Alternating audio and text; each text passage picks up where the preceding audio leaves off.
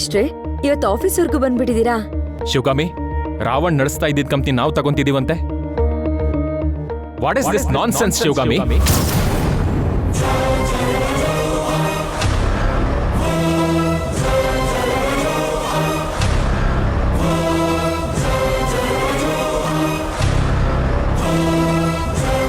ನೀವೆಲ್ಲ ನಿಮ್ ಕೆಲಸ ನೋಡ್ಕೊಳ್ಳಿ.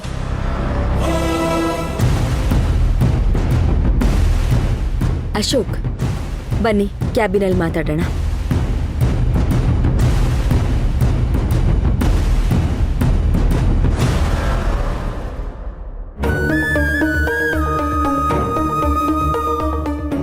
ಅಲ್ಲ ಅಶೋಕ್, ಆಫೀಸಿಗೆ ಬಂದಿದ್ದು ಅಲ್ದೆ ಎಲ್ಲರ ಮುಂದೆ ಅಂತ ಪದಗಳನ್ನ ಯಾಕೆ ಬಳಸ್ತಾ ಇದ್ದೀರಾ?